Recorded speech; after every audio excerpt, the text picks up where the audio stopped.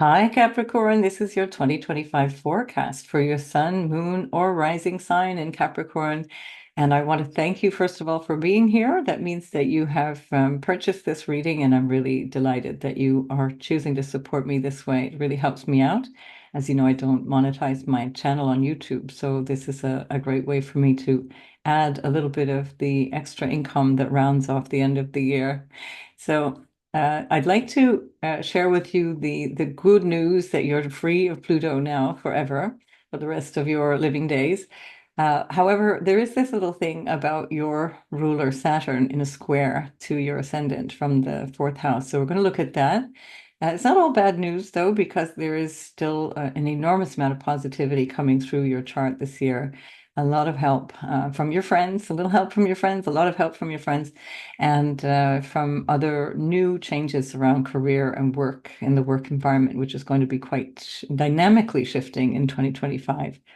So let's have a look. By the way, this is for your sun as well as your midheaven, sorry, as well as your ascendant, as the end of the day here, as well as your moon. So with the sun, it represents you and the way that you navigate your life and you see your purpose and you see perhaps your career, your vocation.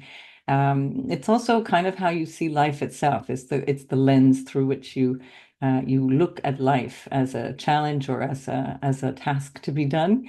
Um, if it's your moon, that's going to be more the internal side. Oh, and with the sun, by the way, that could also be a father or father figure, or it could be a boss, or it could be males, important men in your life. And that can also be impacted by transits to the sun. If it's your moon, that can represent the elder females in your life or your own emotional nature, your psychological nature.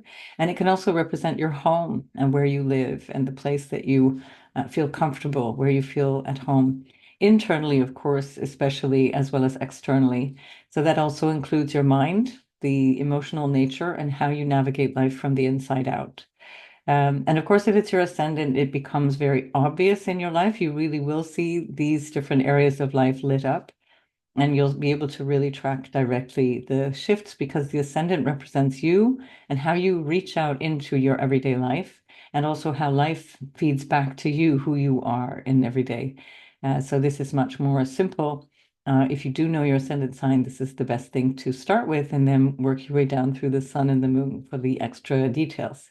So let's have a look. Now we're going to have a look at the beginning of the year. And this is not the very beginning of the year. I know, Capricorn, it's the 3rd of January. But I chose this date because it's a very significant, there are a number of different significant aspects that we really want to pay attention to. So you'll notice, of course, that the sun is in Capricorn.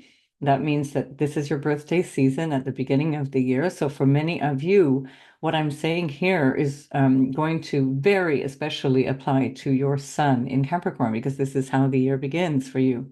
And of course, as I mentioned, especially for the ascendant sign as well.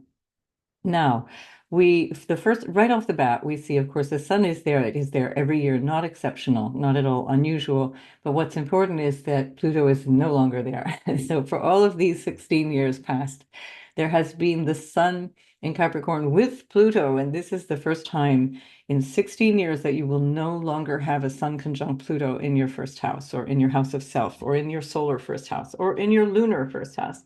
And this is definitely worth rejoicing. So at the very top of the year, we have this extraordinary opposition between Mars and Pluto, now in new signs, because the previous opposition, which was you will have remembered, you will have experienced, especially if you have late degree Capricorn, ascendant sun or moon sign, that would be, let's say, anywhere from say 25 or 26 degrees of Capricorn until the end of the sign.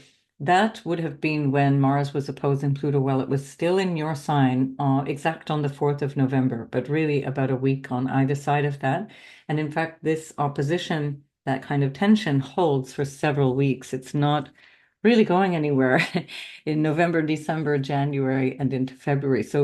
So we are in new territory here. Now Mars has moved into Leo, away from your opposing sign Cancer, where it's not very comfortable. You may have found that September and October were quite edgy. because having Mars in your opposite house when it's not in good dignity, Mars, in fact, is exalted in your sign.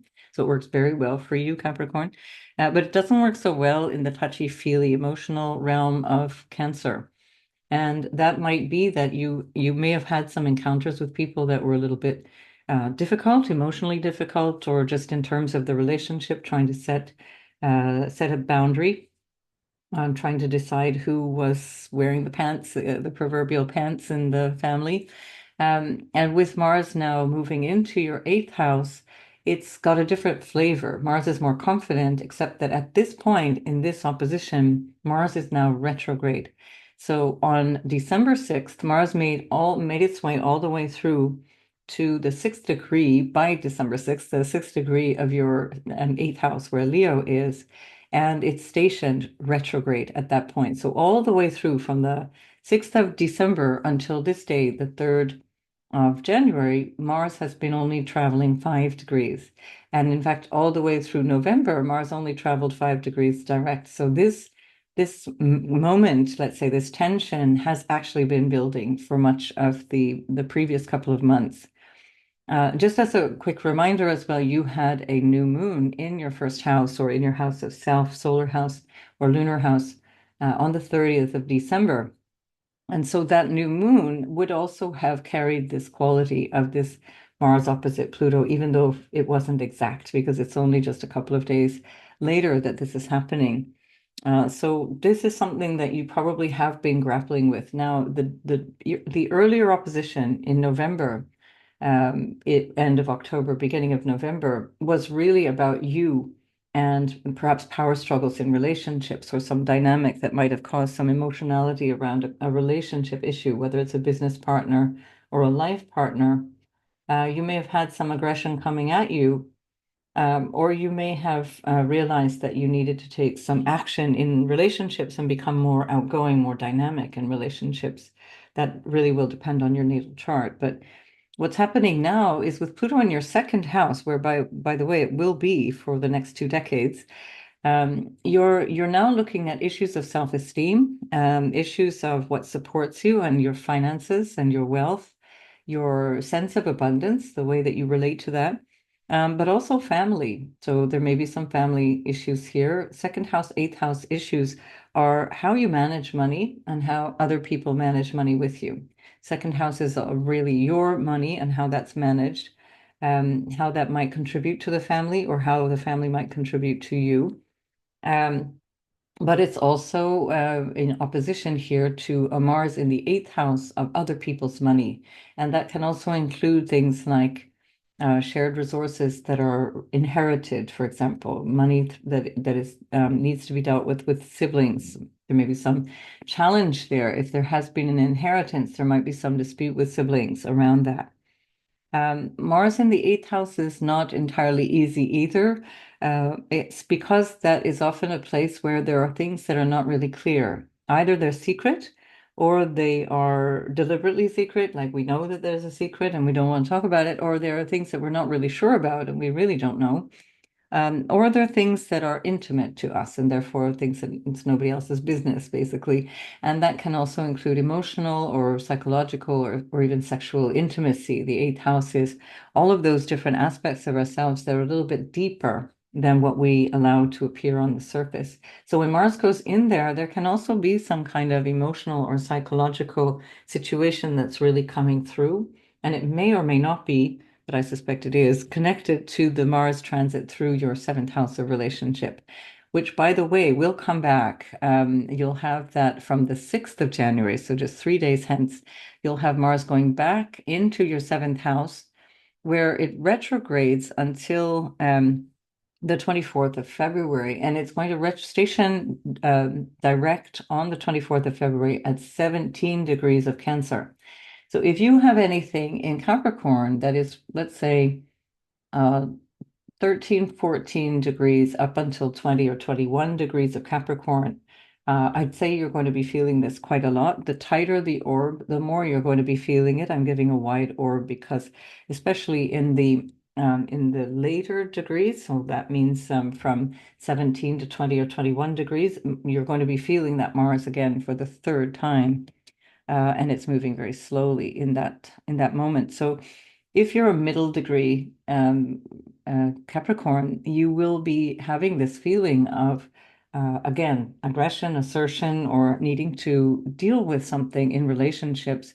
And it could also be related to these eighth house issues, whether they be about intimate relations, like a one-on-one partnership of your spouse, for example, or lover, or if this is something to do with money that you're sharing. With Pluto in the second house, you can expect that there's going to be quite a lot going on in your life around money, wealth in general.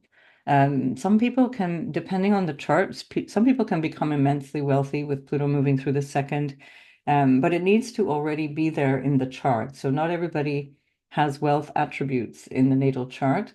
And so that Pluto in the second house will be a change in your relationship at the very least with the money that you have or the money that you will be earning, or perhaps also a really big change in the relationship to your assets in general, especially because it's a Saturn ruled sign and it's Aquarius. You might actually decide that you really want to simplify. You're going to offload a bunch of stuff and you're just like, I'm so done. I'm so done with all of this stuff and this chasing after money and chasing after stuff.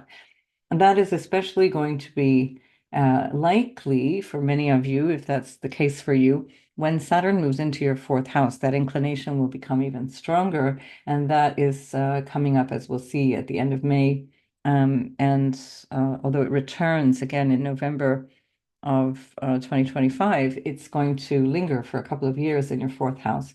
The other thing is that Uranus is moving out of your fifth house and moving into your sixth house. So that's going to change your everyday life. And so this is a trine to Pluto. So if for those of you who are thinking of downsizing, simplifying, streamlining, whether it be money or resources or the stuff that you're carrying around, this is actually the year to really get serious about doing that. It will bring you such a great benefit, and you'll really feel you'll feel an alignment with your values, because Pluto in the second house also means that you become more aware of what you value. Um, the Aquarian energy in the second house is about forward thinking, or socially minded actions or values. And so you might actually be looking into different ways of sharing wealth or holding wealth in a social way, in different ways, different alternatives, for example, to corporate banking, for example, this kind of thing.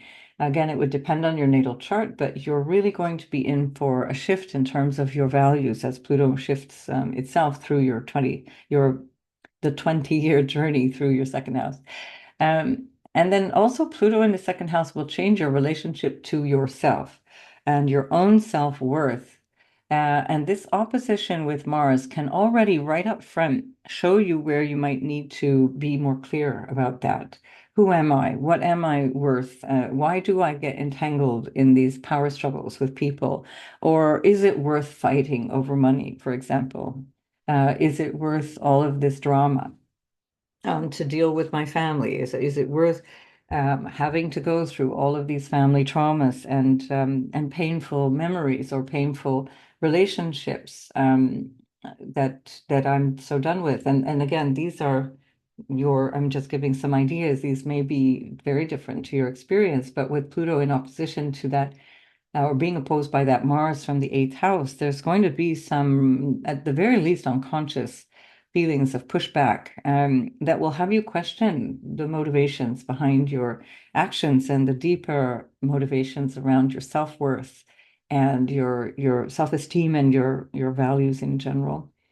This may actually be about physical belongings. It may be about something that you own or um, that you're trying to acquire, and that requires some kind of negotiation. It doesn't have to be an awful situation. It's going to be a negotiation or some kind of an opposition, let's say, that can be very constructive. But this is also because Mars is retrograding. It's also something that you were dealing with already in December. So this is not a surprise to you as you're coming back and reworking something that you've already been grappling with here. Um, Right. So that's the Pluto and Mars opposition that starts off the year pretty much. On the same day, we have a really lovely ingress of Venus into your third house. Now, Venus enters Pisces on the third, and she is going back and forth through from your third house of Pisces into your fourth house, where Aries is, for the first 5 months of the year, basically. It's quite a journey that Venus is taking as she's retrograding this year. She's with your ruler, Saturn, much of this time. And you're going to find that Saturn, your ruler, plays a really big role in 2025. It's one of the planets that is shifting. It's going to be angular to your house. It's going to be in a square from the fourth house. And it's also, it's going to be very strongly conjoining Neptune for much of 2025 and 2026, as well as the North Node. So there's something really new. It represents something that you're motivated by in this third house area of life. That is all about your willpower and your aims for the moment, or your skill set. Do I need to develop more skills? Do I need, for example, to communicate something? Do I want to write something, or am I ready to expand my message and publish a book, for example, or publish a blog, or do something that is kind of a teaching role, some kind of mentoring, teaching type of role? Uh, this can also involve more effort or input around your neighborhood and around your extended family, your siblings, your cousins and aunts and uncles and people like that. And so your ruler in the third house is keeping you extremely busy and quite dynamic in 2025 up until the 25th of May. And then it's going to go back. It's going to it's going to station retrograde, hang on the 13th of July in Pisces. And then it's going to be backing up into Pisces. Hang on just one moment while I try and find that. I lost Saturn here. All these dates, by the way, are below the video, so you'll see them all written down if you look below this video. I just wanted to give you this heads up now because it's your ruler, Capricorn, and this is important to you. Anyway, I don't have this for some reason. I've just suddenly lost track of Saturn, wouldn't you know? Yeah, okay. So we're going to have to just leave the Saturn dates for a minute. What we do find is that as Saturn goes into your fourth house, which is the 25th of May, it then is, and it stations retrograde in the fourth house on the 13th of July. It then it stations direct in Pisces again at 25 degrees of Pisces. So it's going to get back 5 degrees into your third house before it finally leaves. The only thing is that I didn't write down the date for that. Sorry about that, Capricorn.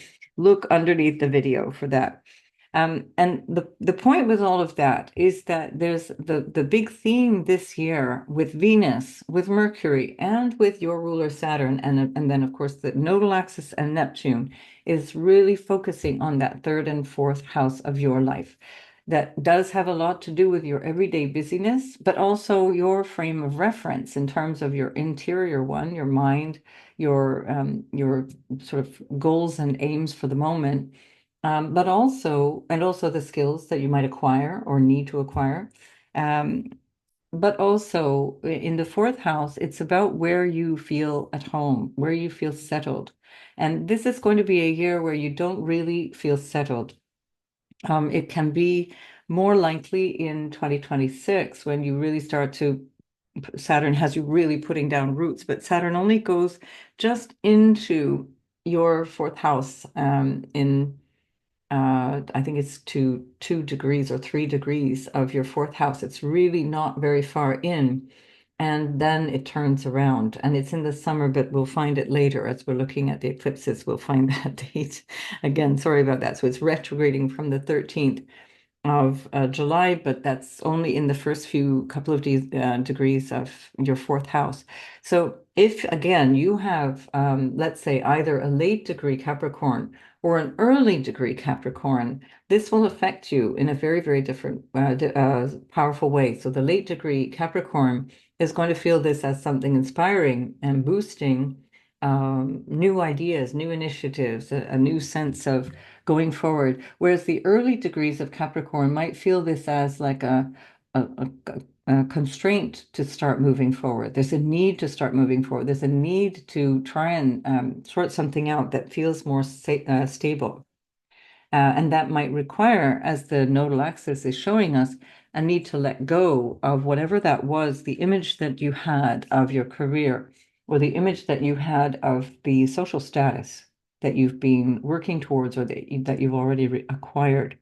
Um, this is a year, all of 2024, and the second half of 2023 has been a year and a half where you've put a lot of effort and focus into feeling secure, feeling yourself, connecting with your family, connecting with what is important to you psychologically or emotionally. And that continues, but the work is done by Saturn as opposed to the North Node.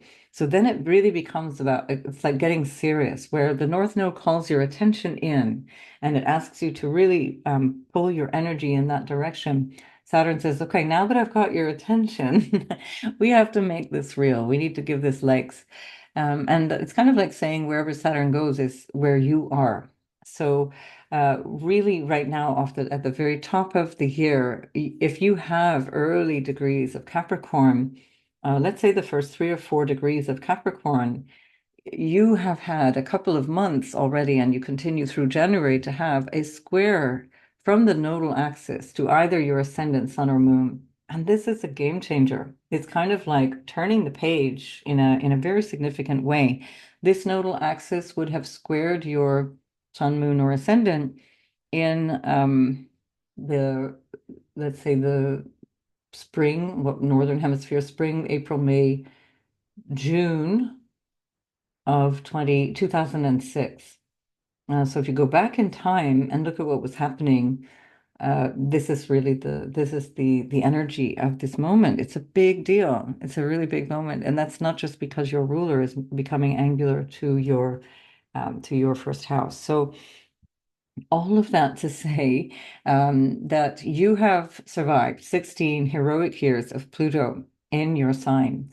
And now with this, with your ruler squaring your sign, it's really like, okay, what was the blood, sweat, and tears that I paid to get where I am now? And Saturn says, was that worth it? Is that what you really want? And so there can be this feeling of either deflation or like, it so wasn't worth it. I wish that I had done things differently, or now I realize what I need to do.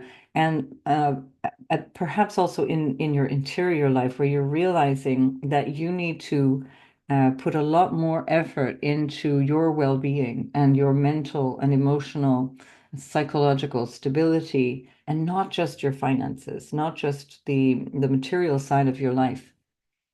So with Saturn going through your fourth house, it's blessed to be accompanied by Neptune, and we'll see that later in the year when we look individually at these things. But this is something to take to heart as a theme for 2025 and 2026. Do I know who I am as a person? Have I ever inquired what is the nature of being alive? Now, you're watching an astrology video, so my guess is probably yes. But, many people just never do, and they strive for material success and perhaps accolades as well, when in fact, what they're craving is emotional security or psychological stability. And this is where you might also find with Saturn going through your fourth house that part of this shift is that you're losing some aspect of your connection with lineage. That doesn't mean that you're cut off from it, but rather that you might be saying goodbye to your mother, for example, or to people who are important in your family. You might be more ready to acknowledge the loss that has already happened of people who've passed on previously. Um, but either way, there's going to be a feeling of being a little bit isolated and having sort of being thrown back onto your own resources, emotionally or psychologically. This can also go hand in hand, for example, with the empty nest syndrome, where you were so happy having your flock around you, all these kids running around or whatever. And then all of a sudden the house has gone quiet and they've all gone their different ways and they've gone to study or travel or do something somewhere else. And there's you. And now what is the question?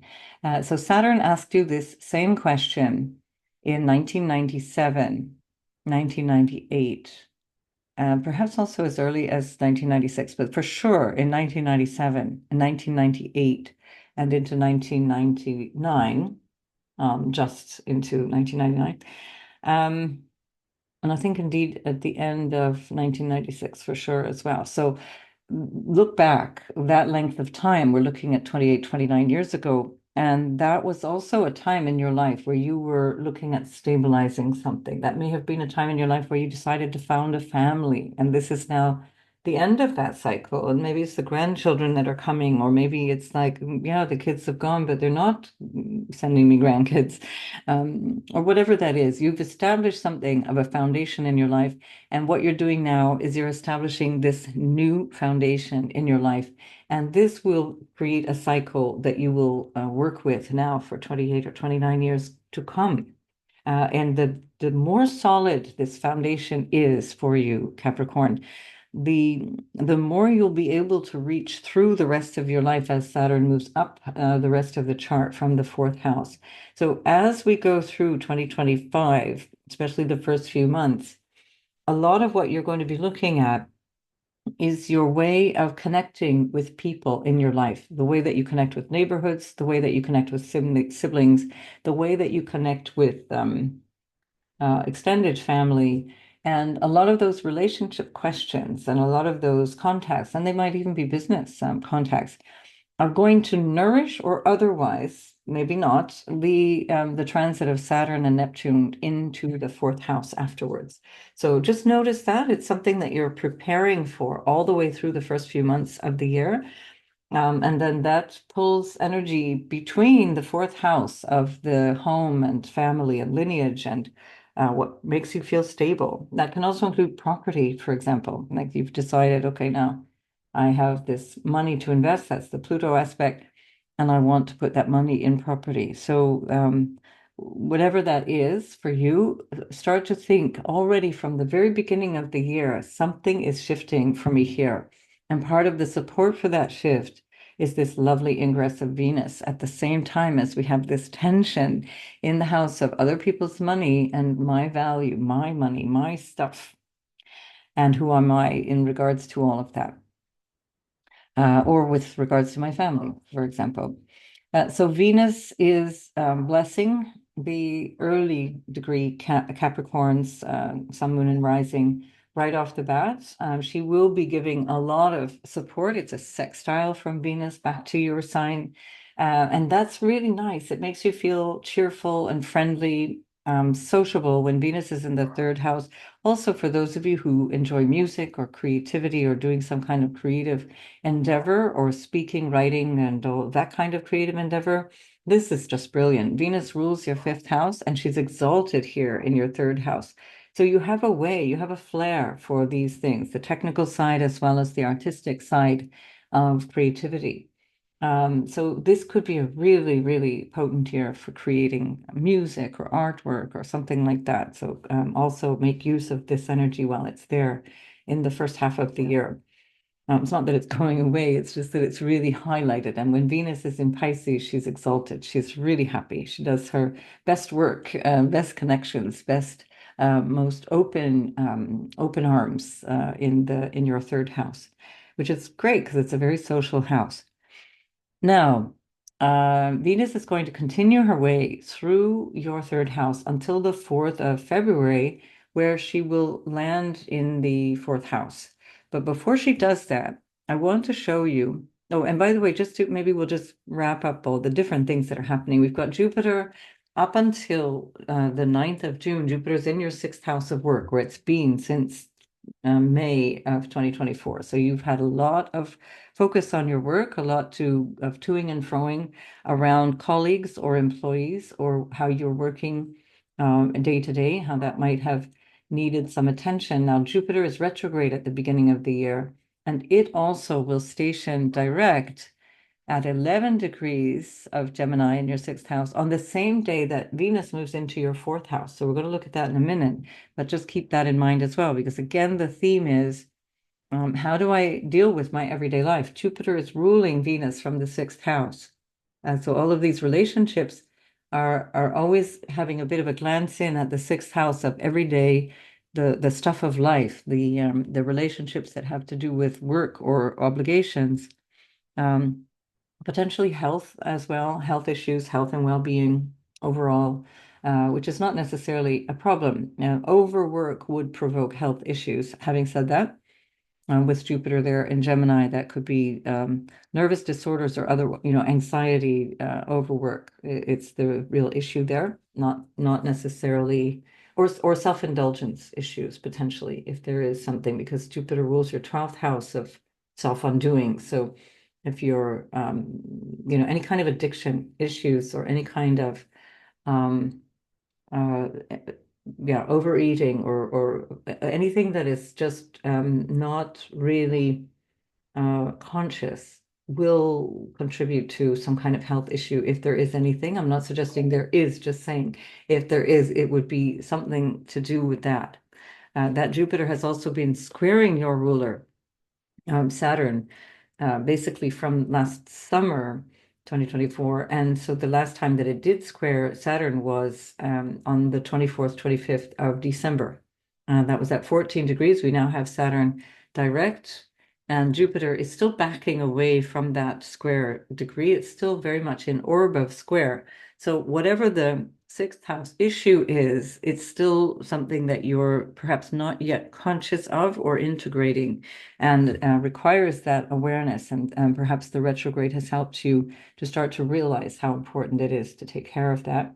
It's actually in a handy way supported by Mercury. They're in a mutual generosity. We can't at this point call it an opposition, although earlier, a week before, they were in a mutual opposition.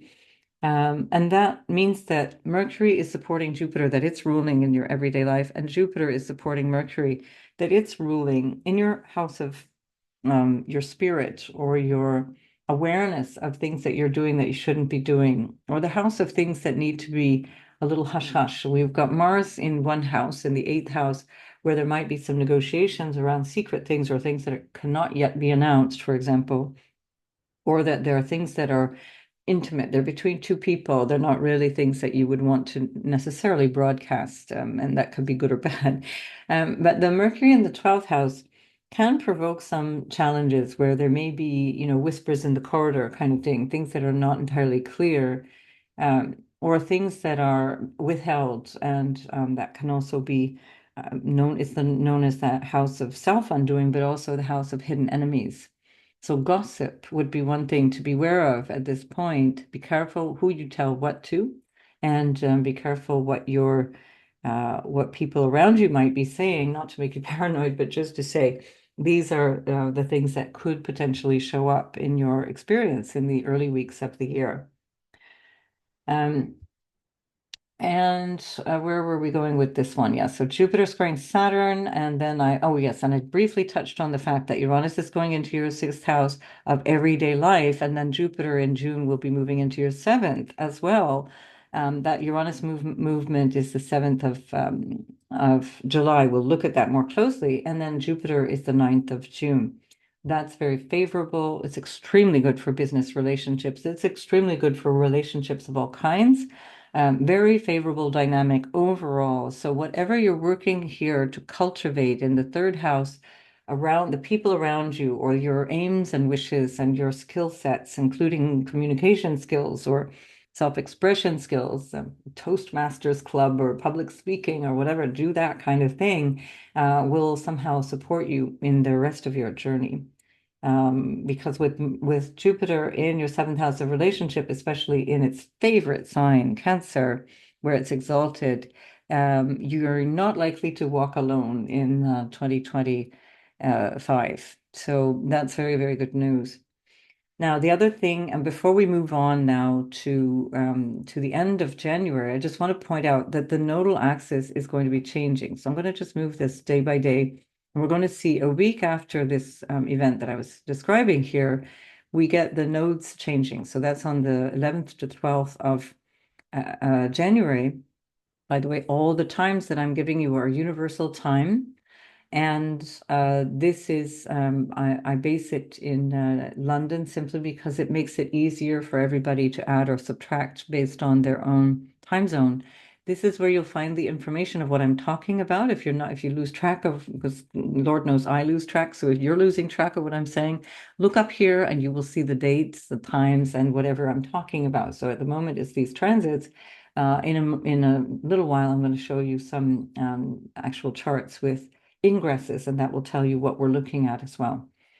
So that's like our data center up here. So now we're contending with a different kettle of fish. We've got the North Node in Pisces, putting the attention now in your third house of siblings and cousins and extended family, neighbors, and your neighborhood, and things perhaps pertaining to your early childhood or your psychology, your mind, and the way that you are thinking about things, communicating, artistic flair, artistic talent, skills of all kinds.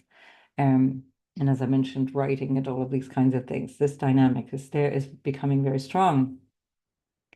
As we get towards the end of the month, the very last week of Oh, and the South Node, by the way, South Node, which has been a year and a half in your 10th house, kind of saying, I'm so done with whatever this job has been. I'm so done with this work, with this career, with this marriage, or whatever the thing was. Done. Moving on. And this is the end of that doneness. And now the void, let's say, or the feeling of space that's left after releasing that and saying that doesn't apply to me anymore, that vision of my ambition or my drive or my career goals or my vocational goals. It doesn't apply anymore. And now I'm shifting my attention. I'm letting go of this sense of what my purpose used to be, and I'm putting more of my attention on the practical here and now. What can I do right now in this moment in my life? I'm alive right now. How can I use this moment? And it's going to be quite invigorating because with the North Node in the third house, it's going to be a lot of exchanges, a lot of conversation, a lot of thinking, again, a lot of communicating of all kinds, whether that be traveling as well, especially short trips, practical trips, trips that might be for business purposes, for getting stuff done. Connecting with people of all kinds is just really highly favored at this point, and especially from June onwards, when Jupiter, which is ruling your third house, is in your seventh in a really lovely supportive trine as well. So we're going to move forward to the 1st of February. And at that point, we have this really dynamic, very interesting pile up in Pisces. So this is the 1st of February. The exact event is, there's no real exact event. It's so fleeting. Let's call it 10:05, but it's not really 10:05-ish universal time on the 1st of February. It doesn't really matter. I'm going to put you now on the ascendant so we can we can see it visually where Capricorn is on the ascendant. And that's annoying, isn't it? Now we've lost our moon. It was so pretty. I hope you saw that. The moon was there with Neptune, with the North Node, and with Venus. So I want you to pay attention to not only the third house area of your life, also the fourth house area of your life, as I mentioned, but also to the area of the 27, 28, 29 degrees of Pisces and the 0 degrees of Aries, because there's a lot going on this year in those degree points, equally by opposition, where the South Node is also 29, 28, 27 degrees of Virgo. And those degree points keep showing up again and again for all of the eclipses, but also for other events like the Mercury retrograde and the Venus retrograde that we're going to see later on in the weeks ahead. So at the time that this is happening, we also have Pluto conjoined by Mercury, and Mercury is about to reach into the sun, into the heart of the sun again. So part of the Mercury retrograde cycle is that Mercury comes into the heart of the sun and then backs away. They do this kind of dance, and that's why it happens so frequently. Um, And so I'm not going to cover the Mercury retrogrades this year, only except when they match up with another event like an eclipse, because they are very frequent, and I'm really trying to spend as much time as I can on the bigger shifts of your of the overall picture of your life this year. Now, you will have noticed that also at this point, we still have this Mars in the seventh house story. Remember, from the 6th of January, Mars moved backwards into your seventh house. Mars is extremely slow at this point. And so it's going to be stationing, remember, on the 24th of February, here we're the 2nd of February, at 17 degrees. So it's going to take 3 weeks for Mars to move 3 degrees.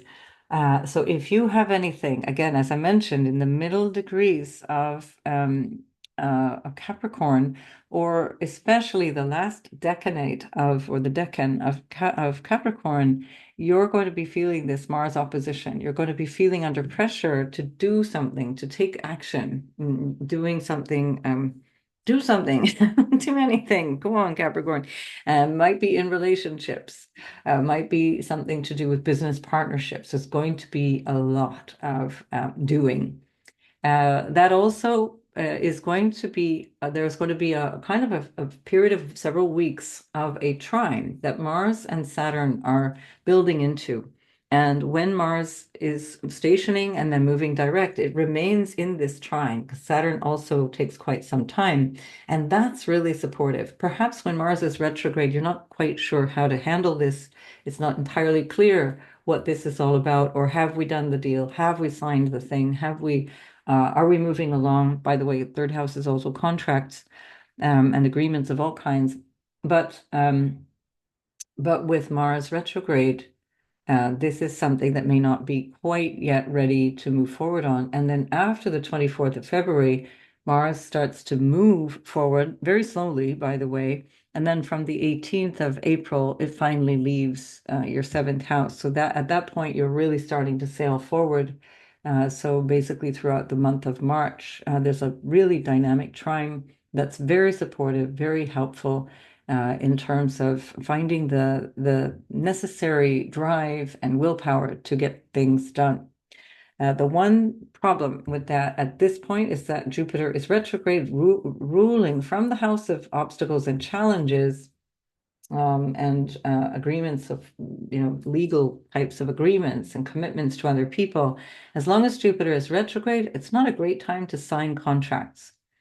Venus herself will be retrograding in your fourth house on the 2nd of March, and Mercury will be retrograding in your fourth house on the 16th of March. And so that period of time also around March is a bit of a minefield, because where there might be some movement forward in some areas, there can also be some tricky things going on that need to be in your awareness. And because these are angular houses, these are areas of your life where something is going to be sticking. When things happen in the angles, it really shifts your life in a big way. Right. So we're still tracking Venus now. Keep that image in mind. There's Venus at the end of Pisces, and there's Jupiter already now at the 11th degree. Now Jupiter is going to station. Hello. Oh, it's going hour by hour. Pardon me. Hang on. We're going to just get you back on just Capricorn. Sorry, it's the end of the day. Here we go. So it's we're going forward now, and we're going to get to, yes, the 4th. Have we got Venus in there yet? Not yet. Okay, so it will be on the 4th. Trust me on this, Capricorn. Hang on, let's see if we can move this a little bit. Let me shift things. Let's just check. Let's just check here. We've got to get Capricorn on that ascendant. So here we go. No, no, no. I'm moving in the wrong direction. There we are. All right. So we want to, it will be on the 4th of February, but I need Capricorn on the ascendant so that we can all follow along and see. So I'm actually going to move this forward one day, just so we can see that not only is Venus now in your fourth house firmly, but also Jupiter is in your sixth house now, moving direct. And for the rest of the journey that Jupiter takes through Gemini in your sixth house up until the 9th of June, it's direct. And that's really helpful, because whatever was stuck, whatever is kind of, on the agenda, but not really happening, that's going to start to take off.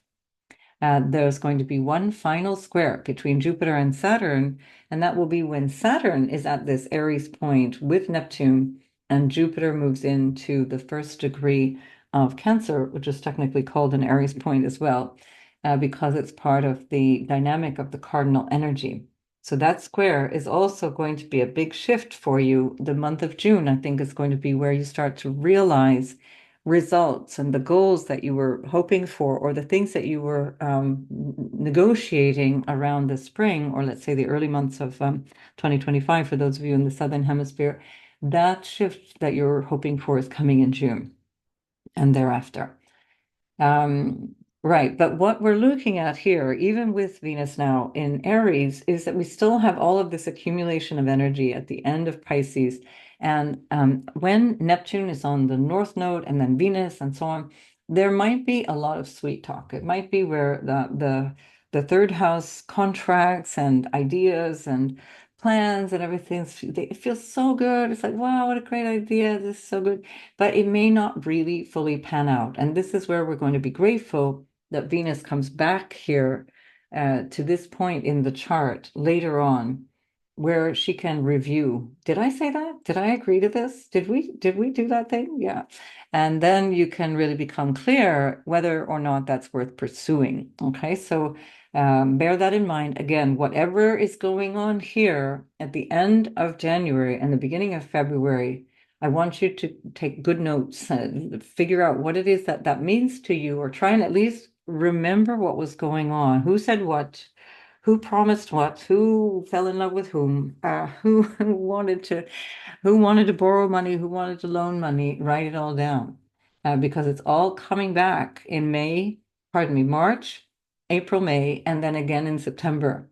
And these dates are significant in 2025. Right. And this is now with Venus in a sextile to Pluto. So that's not Venus, although she's not in great dignity in Aries, because she's a bit impulsive. A little bit, again, maybe she's got those rose-colored glasses that she's wearing because she's just been conjoined with Neptune and the North Node. And it's like it's all possible, it's all great. And then she gets into Aries and she's like, yeah, let's do this thing. Let's run off and get married. Let's whatever.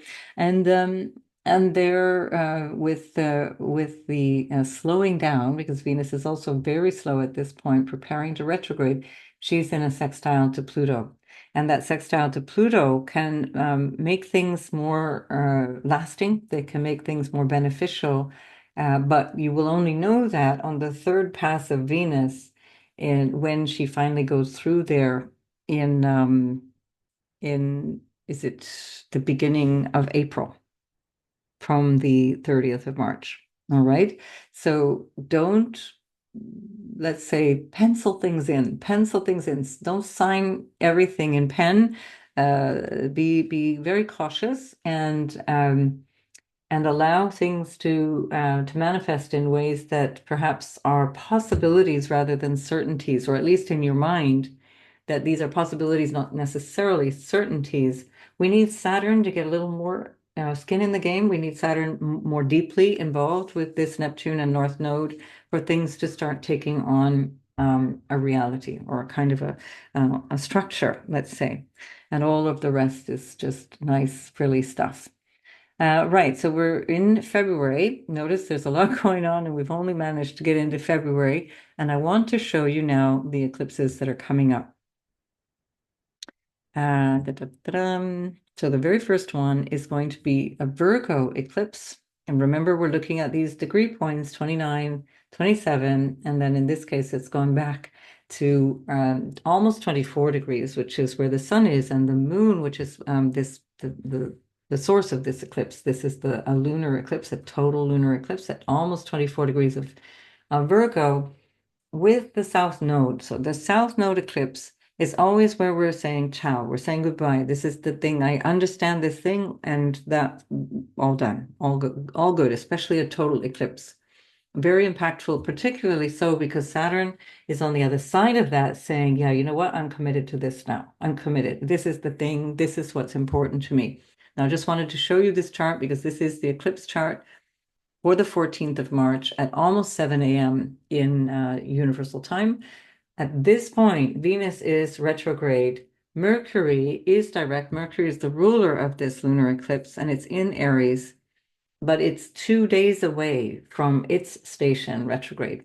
So we can see that there's a lot of tension in the air, let's say. There's a lot of slowing down, and there's not a whole lot of understanding at this point because Venus and Mercury are often Aries, and everybody else is paying attention to something else. So we're not really sure what we're dealing with here. Venus is like, oh yeah, maybe not. And then Mercury is perhaps engaging too quickly in something that doesn't feel like it's part of the understanding. Or if it is, it's actually that you're taking action based on what you're realizing for your own good you need to deal with. But that does not concern what might affect other people, which could be a very good thing anyway. We still have that Mars in a trine to Saturn. Remember, that's an ongoing thing that's actually really supportive, gives you courage, gives you determination, and you're like, okay, we got this. It's going to be fine one way or another, even if it's challenging stuff. So I'm going to move this now hour by hour since we saw the timing, and I just want to put Capricorn on the ascendant. Now, I'm going to have to do, oh no, what I'll do is I'll go backwards.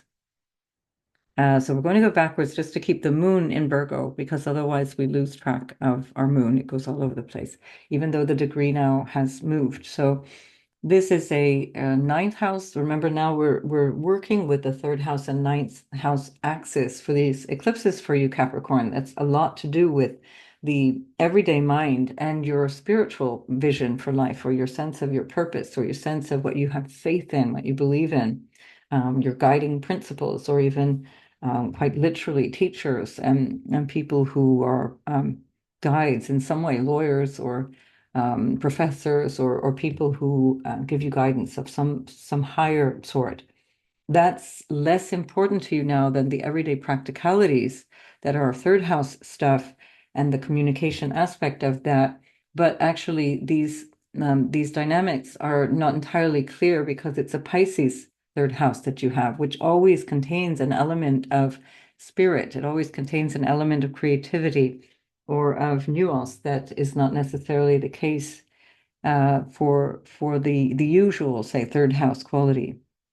And so the ninth house, where the moon is showing you there's something now that you realize.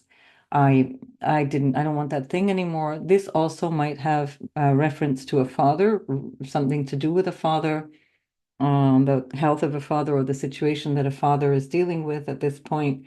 Or it can be something to do with your like I mentioned, teachers or somebody, a guru, a guide, somebody that was important to you and now is no longer there or no longer as important to you. You're having realizations about these things based on the third house kind of common sense awareness of the Saturn movement through the third house, which is making you very clear-minded, very clear thinking. Now, speaking of clear thinking, we still have the North Node and Neptune together. So there is some aspect of not being so clear thinking, not being very clear-minded, not being particularly clear in communication, whether that's on the receiving end or on the delivering end. It's important for you to recognize that, especially if you're signing contracts, especially if you're entering into something new, that you want to be really, really careful that you might actually benefit from having somebody else proofread, back up, look at all the different things that you're contemplating. Particularly very strong for creative expression, for creative pursuits, as I mentioned already. It's that would be absolutely brilliant with this energy. So this moon is opposed by Saturn. Saturn is with the sun. So we know that whatever this is, there's a realization that comes also with a restriction. So it's a realization and either a loss or a restriction or something that feels like it's got more work than you anticipated. It's going to be harder than you thought. But it's also coming from a place where Uranus is trining the moon and the south node, and Uranus is sextiling Neptune and the north node, the sun and Saturn. So there's also something very sudden perhaps inspirational, or insightful that can be involved in this. Neptune in the fifth house can represent issues with your children or the lives of your children, or a business project like a creative entrepreneurial project. Or fifth house is also investments and what you're doing about investments or how investments are working. And there may be something around any of those things that's actually coming through here that is part of this realization at the eclipse. We still have this lovely trine from Mars. It's ongoing. So whatever is going on, this tension or this need for focus in terms of who is my partner, who's not, and how are we getting along, it's part of this whole scenario. It's an ongoing part. This Mars story in your seventh house continues until the 18th of April, and it's basically trining Saturn for so many of those weeks. So this is an ongoing part of this journey, whoever is there in your life that requires so much of your attention or that's giving you a bit of a poke in the side, um, you need to be dealing with that. And that Mars energy is also ruling the Venus and Mercury in your fourth house of home. Mars is ruling your vision for the future, your sense of the future, or your dreams for the future, the money that you might earn, the sort of gains from things that you do or gains from other people. So there's a dynamic here that feels like it's unsettled again because we've got a Venus in very poor dignity. She normally rules your 10th house, Libra, and here she is in Aries, not really thinking about consequences for other people necessarily, or being a bit impulsive. And then Mercury again on the verge of retrograding. So all of this feels a little tenuous. So again, if you do need to make an agreement, sign a contract, or finalize something, it would be better not to do it around these times of these eclipses because it's just too many moving parts that are not necessarily working in your favor, not bad necessarily. And again, we need to look at your natal chart, but there is something that still says, just don't go yet. Just it's kind of a yes, but, or just hang in there. And it's coming through. So now we've got another eclipse coming, and that eclipse is going to be on the 29th of March. And that eclipse is an unusual one because with every eclipse, we have a bit of an overlap, and where the nodes shift before the lunation cycles fully catch up. And so if you think back to April of 2023, we had a very late degree Aries eclipse. I think it was 29 degrees Aries eclipse in your hang on. So this is the 29th of March, 10:57, so nearly 11 a.m. I'm just going to put you back on the ascendant, all right?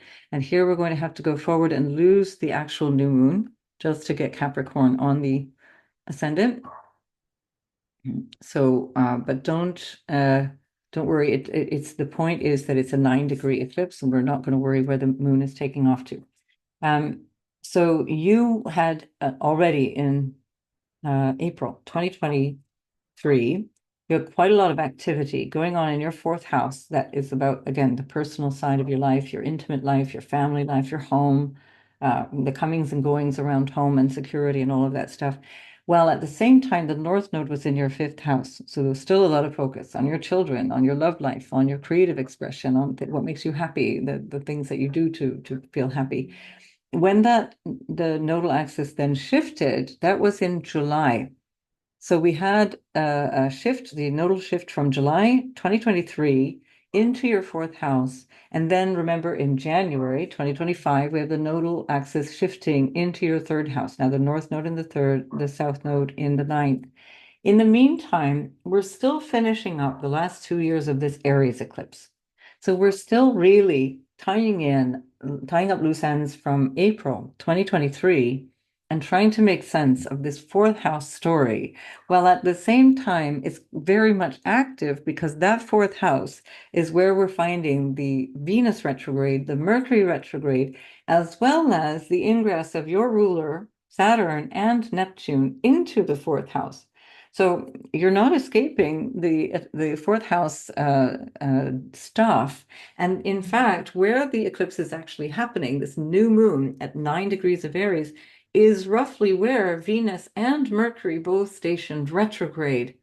Venus on the 2nd of March, and Mercury on the 16th of March. So that 9 degrees of Aries becomes very significant in March and thereafter because it's a sensitive point in the chart as we go forward, meaning that it's going to keep, whenever something crosses that point, it's going to keep triggering this eclipse. Now we're talking about the 29th of March. I know it says 30th up here, but it's actually happening on the 29th of March, Universal Time.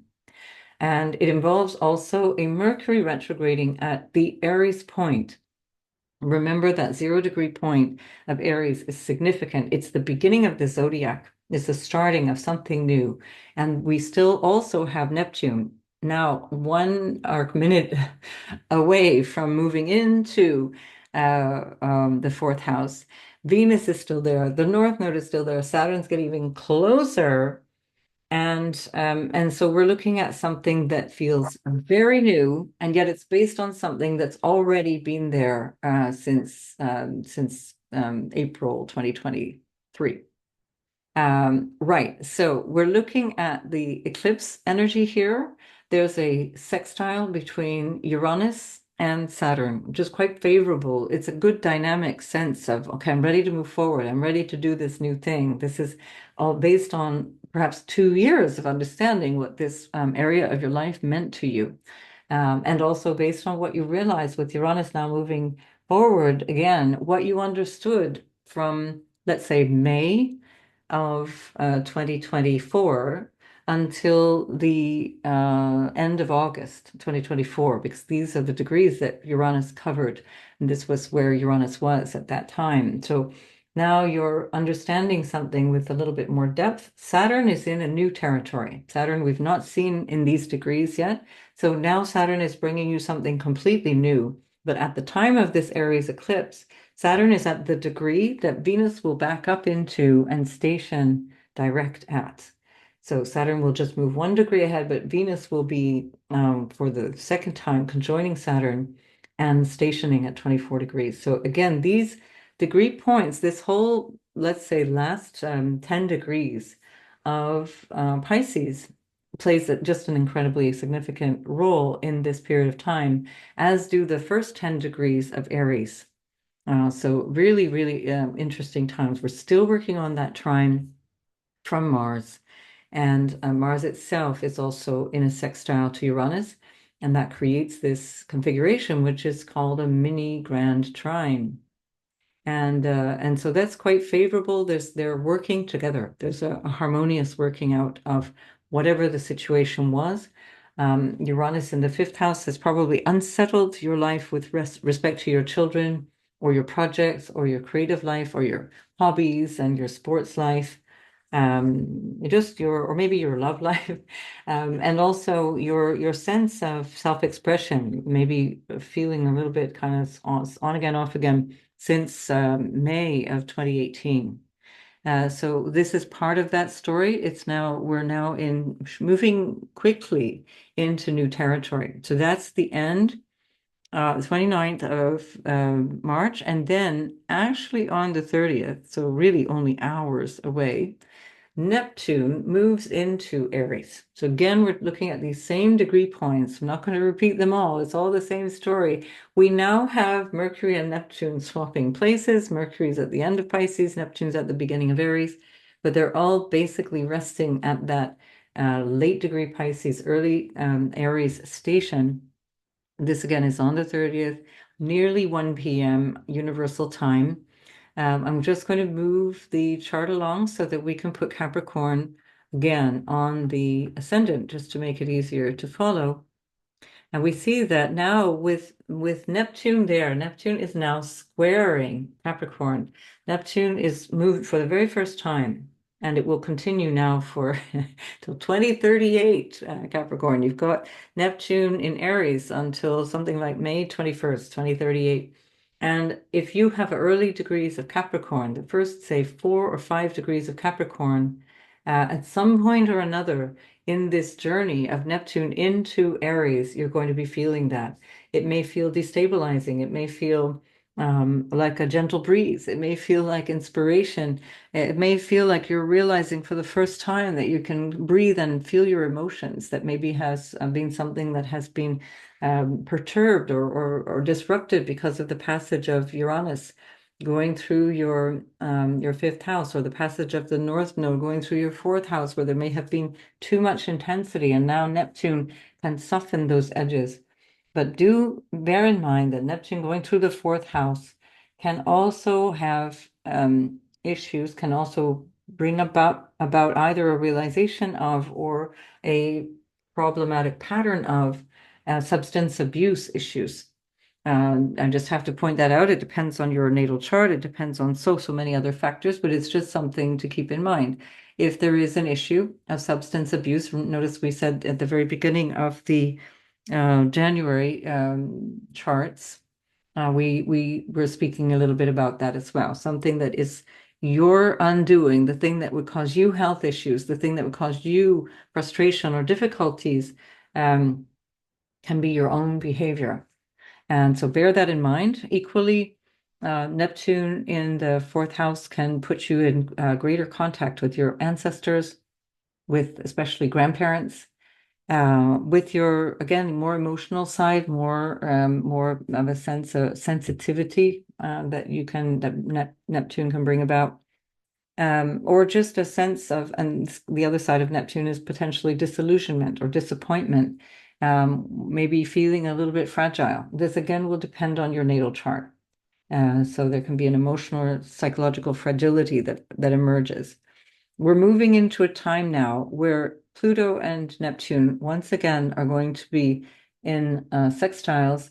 That's going to be conjoined then later in May, which we'll see with Saturn. And then that's also going to be in another sextile with when Uranus moves into your sixth house. So we're entering into a phase where there's going to be a lot of dynamic movement, but that feels supported, feels very constructive. So after we've got Neptune moving in, now on the 25th of May, we have your ruler, Saturn, moving into Aries. So Saturn meets up with Neptune at the beginning of Aries on the 25th of May, roughly 4:36 in the morning, Universal Time. I'm going to move the chart forward again, just so we can put you on the ascendant. So we're losing the exactitude of the chart. Don't worry about it. It's just for the symbol.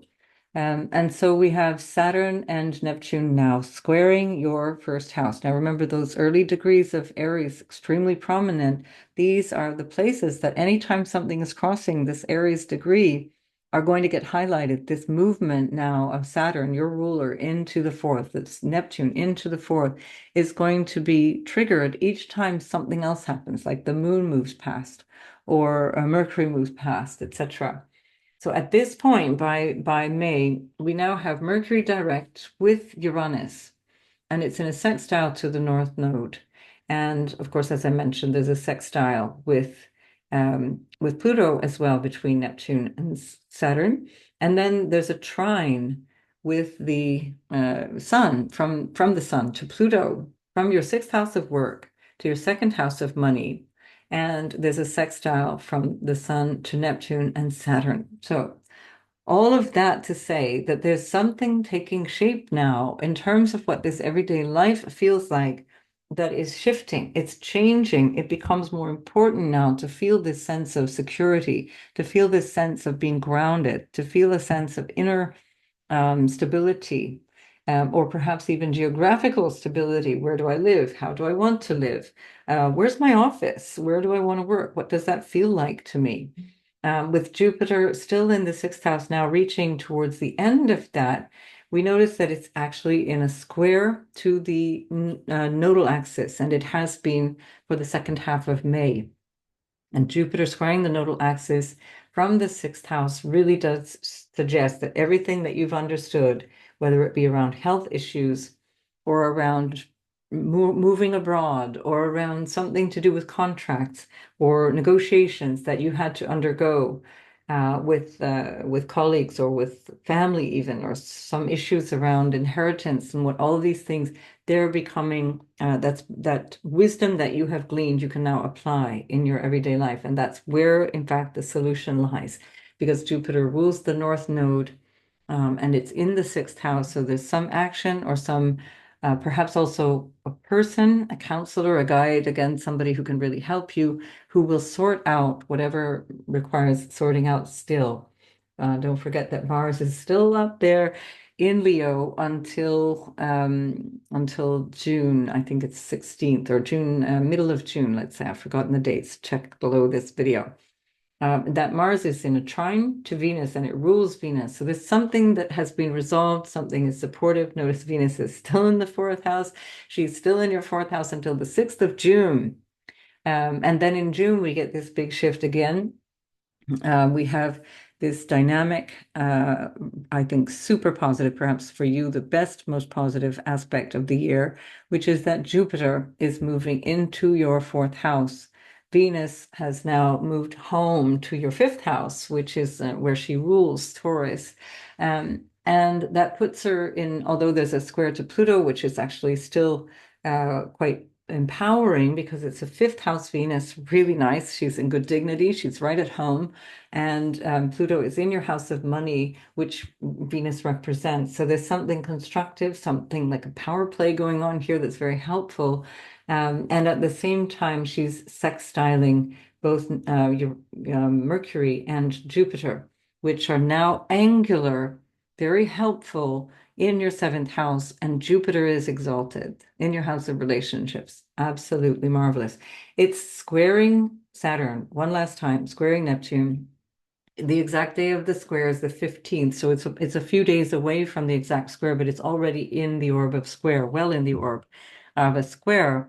And that is the third and final square of the opening square, the crisis of consciousness, which started at 0 degrees of Aquarius when Saturn and Jupiter, your ruler Saturn and Jupiter, met at the very beginning of Aquarius in your second house on the 21st of December 2020.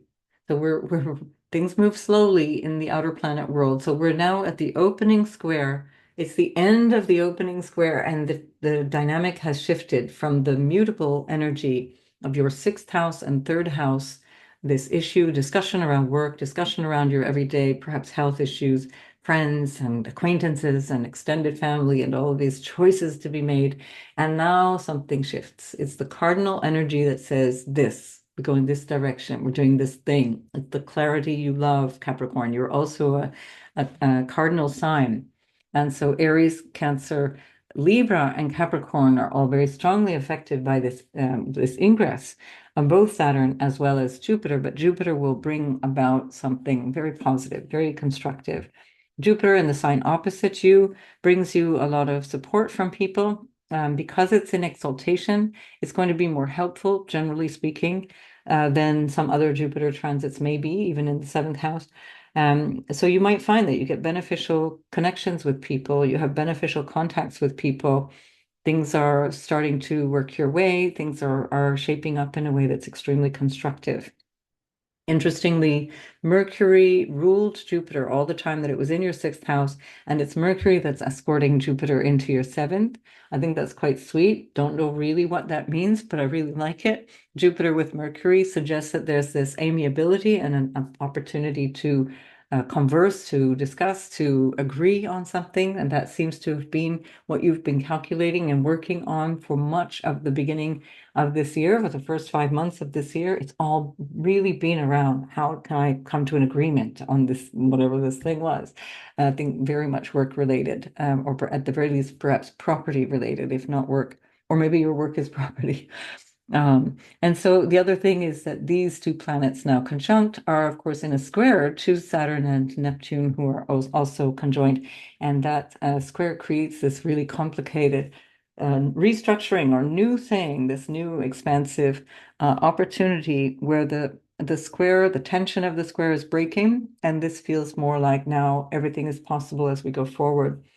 Jupiter in a square to Neptune can be extreme optimism, So again, we still have to be careful. Mercury, when it's squaring Neptune, can also be extreme optimism, perhaps even a feeling of not being too bothered by the details.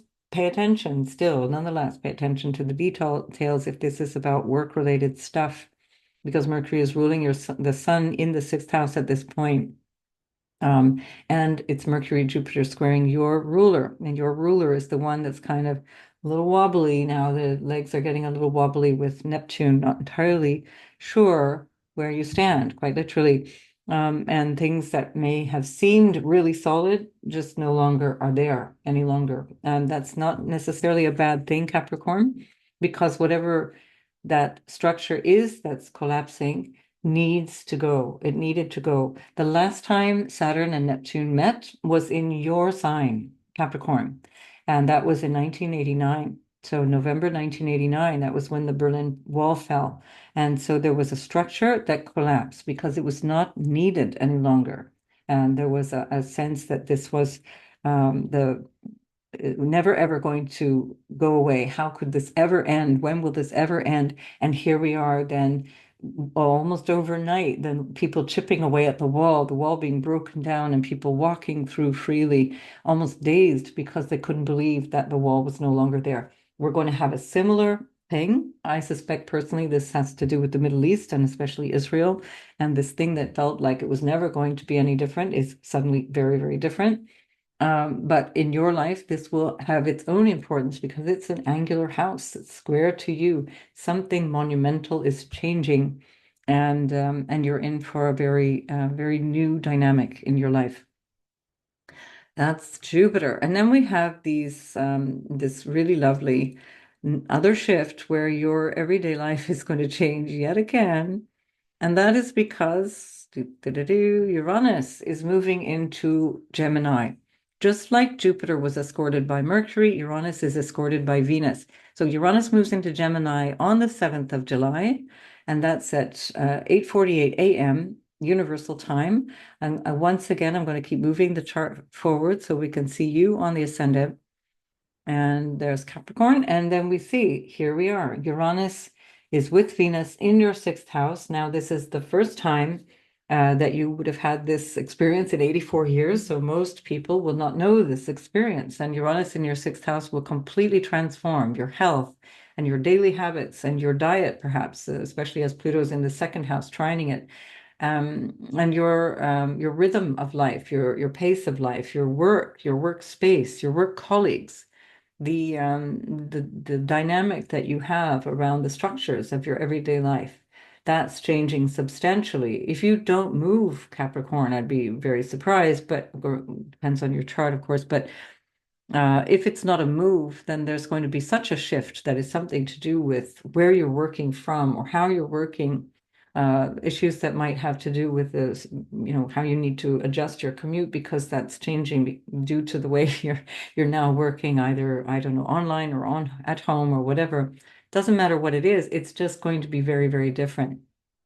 And so that's something super, super, super dynamic. You won't recognize your life in the middle of 2025 based on what you're listening to right now if you're at the end of 2024. I don't even know how to predict this. All I can say is that it's favorable transformation. Try to really see this as the necessary shedding, necessary letting go. Remember the Saturn metaphor I was using earlier with Pluto in the second. This may be a time for you to say, yeah, I'm simplifying everything. Everything's slimming down. It's all going to change. Pluto is sextiling Saturn and Neptune, and Saturn and Neptune are sextiling Uranus and Venus, and then Uranus, Venus are both in a trine to Pluto. And that incredible mini grand trine is extremely supportive, very, very beneficial shifting of energy. All right. So try to focus from the end of January, beginning of February, where all of that intentionality was coming from, and see if you're watching this at the beginning of 2025 or the end of 2024, try and see if you can really visualize, really track your way forward to seeing what you want to happen in your everyday life. with this kind of shifting, you're ready for something very different. It's not going to be okay to stick with the old way, and that includes the way that you integrate your life into the rest of the world. We're all changing in a very dramatic way. But for you, it's very personal because it's the foundation of your life that's changing and the quality of your everyday engagement and with whom you're engaging that's changing so much. We have Mars at the same time, and Mars is ruling your fourth house. Mars is also your, remember, exaltation ruler in the ninth house, a very fortunate place, and it's trining your first house of self. So there's some new drive, there's a new vision, there's this sense of, yeah, that's the thing I'm going for. The old thing is done. Remember, the South Node in the ninth house says, yeah, whatever that used to be, this doesn't fit any longer. So each time a planet moves through the ninth house, there's a shedding, but at the same time, a realization of what needs to grow, what needs to be, what needs to move into that place. When Mars meets up with the South Node, there will be a shedding of an old goal or an old sense of purpose, an old aim, um, maybe even an old belief or an old opinion that you used to hold that you realize is just not relevant any longer.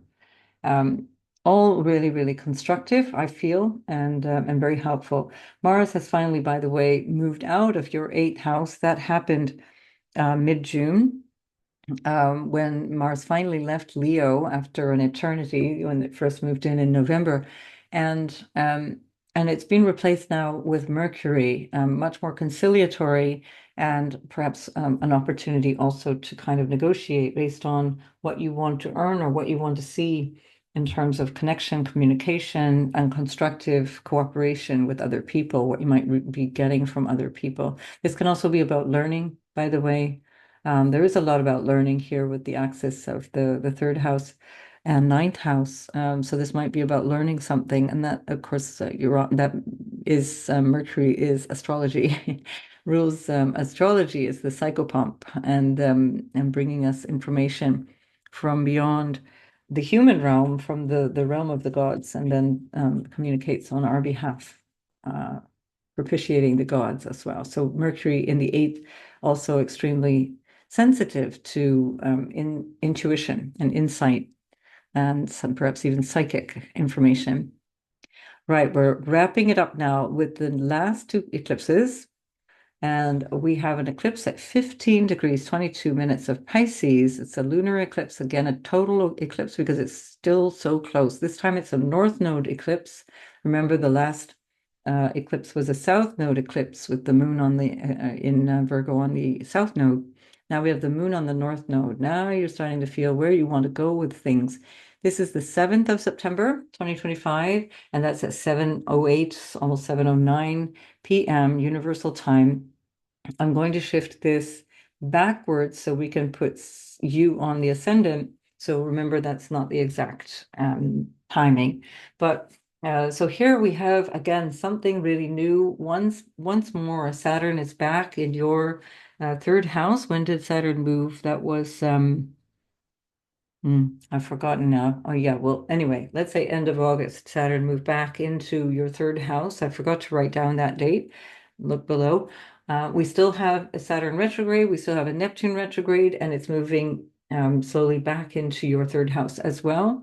Now we have three outer planets retrograde, four if we include Saturn, but there's a perfect um, mini grand trine or many, yeah, this is the theme, let's say, of 2025 and 2026. This is one of many that we're going to see that is extremely constructive, again, bringing about constructive change, cooperation between Pluto, Neptune, and Uranus. The trine between Uranus and Pluto, much more constructive towards your everyday life, based on your values, based on money, based on your desire for a particular income, or things to do with family, things to do with health, things to do with your physical diet and lifestyle.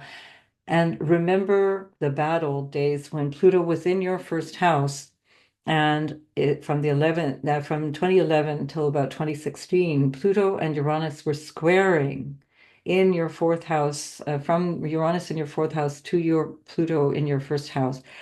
Those days are gone. That energy is now very dynamic and very supportive. So the feeling of constant change and the feeling of being almost beaten up regularly is definitely gone in 2025, and particularly so at the end of the year when things really start to feel like they're moving in a very fresh, very inspiring direction.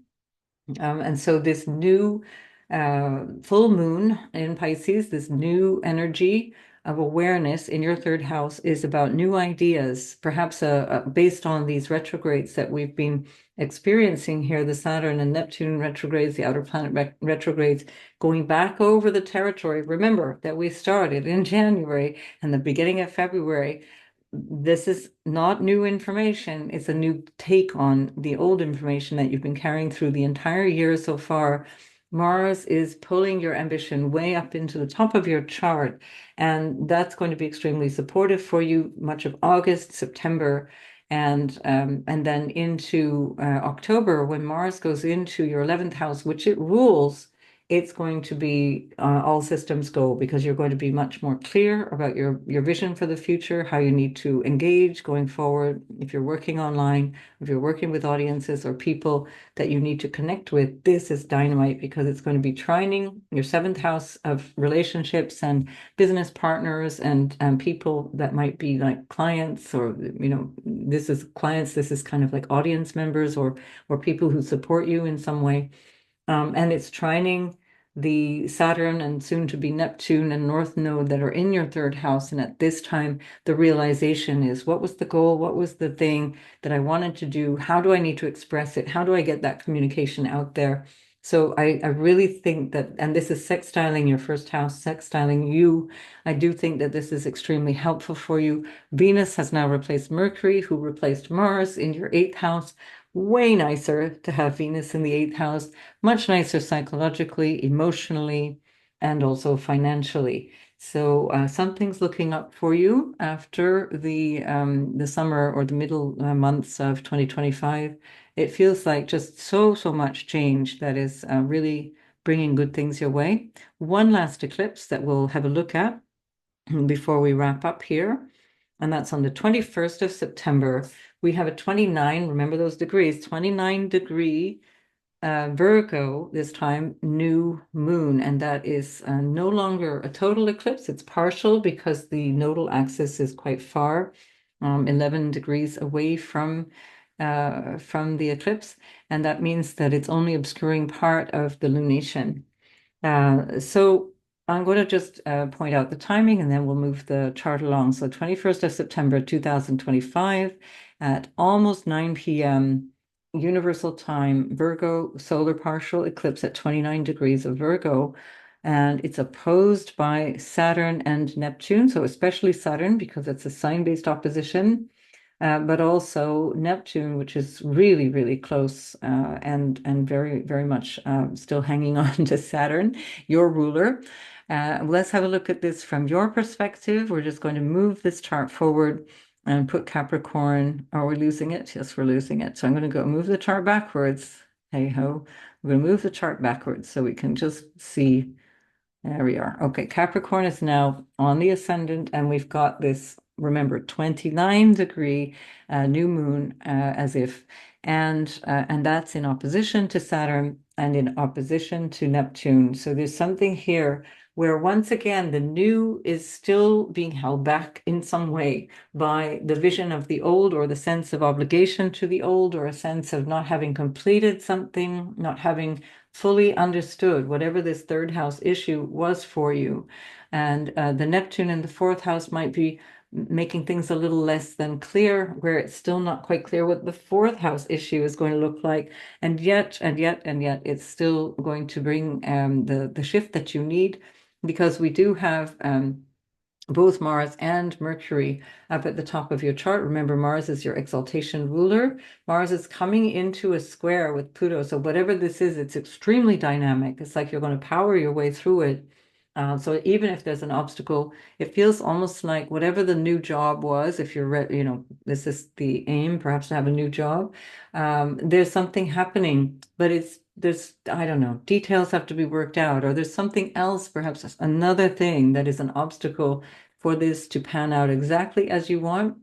It doesn't mean it's not going to happen. It just means that it's not going to happen the way that you had hoped it would, because we don't quite get to the 10th house with the activity of the new moon, and Saturn itself is still blocking whatever this vision is in the ninth house that this lunation is trying to achieve. Now, that can also be very positive, meaning that it's going to bring something of determination and longevity, but I don't think you'll know exactly until February 2026 when Saturn goes direct across this point, along with Neptune, which both of them will be traveling ahead into your fourth house together, never to return to the third house on the part of Neptune, at least. And if you're young enough to live another 29 years, then that will be the next time you'll see Saturn in your third.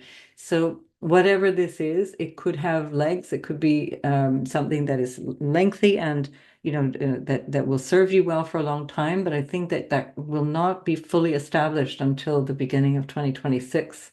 And that is also when Uranus rather moves fully into your sixth house, never to come back into the fifth. And we've already got Pluto on board in your second house.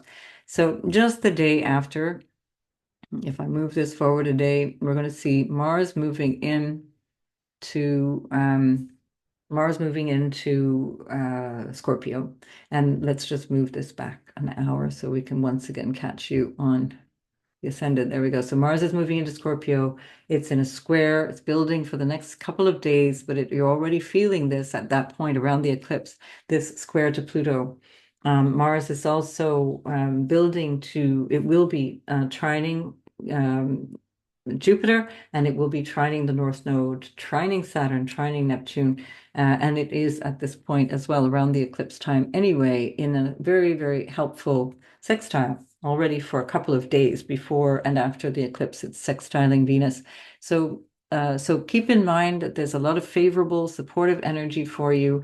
There's this wonderful trine, a grand air trine between Mercury, Pluto, and Uranus. So you're full of beans and inspiration. There's a lot of things that you can understand. There's a kite that forms at this. Let's come back to that so we can just look at that eclipse. The kite that's forming at this eclipse has its resolution at this compromise or this understanding, this thing that needs to be dealt with, which is in opposition to that eclipse. This is where the solution lies for you. It's on the border between the third and the fourth house. And so Capricorn, my God, is going to be a great year.